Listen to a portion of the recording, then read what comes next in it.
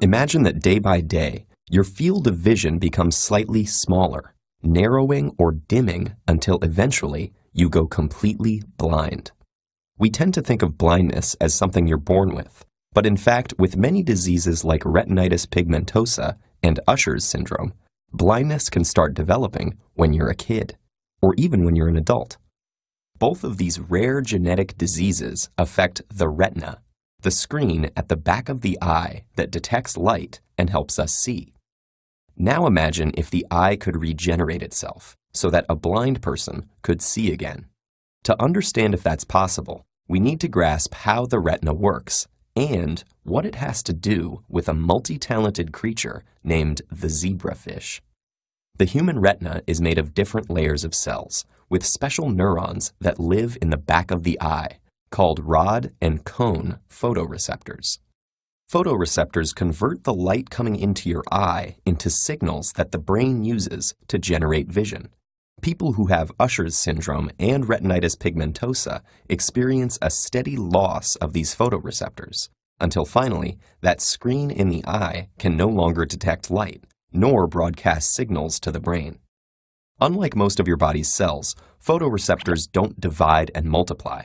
We're born with all the photoreceptors we'll ever have, which is why babies have such big eyes for their faces, and part of why they're so cute. But that isn't the case for all animals. Take the zebrafish, a master regenerator. It can grow back its skin, bones, heart, and retina after they've been damaged. If photoreceptors in the zebrafish retina are removed or killed by toxins, they just regenerate and rewire themselves to the brain to restore sight. Scientists have been investigating this superpower because zebrafish retina are also structured very much like human retina. Scientists can even mimic the effects of disorders like Usher's syndrome or retinitis pigmentosa on the zebrafish eye.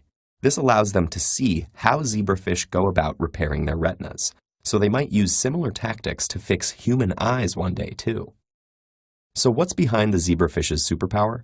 The main players are sets of long cells that stretch across the retina, called Muller glia. When the photoreceptors are damaged, these cells transform, taking on a new character. They become less like Muller cells and more like stem cells, which can turn into any kind of cell. Then these long cells divide, producing extras that will eventually grow into new photoreceptors, travel to the back of the eye, and rewire themselves into the brain.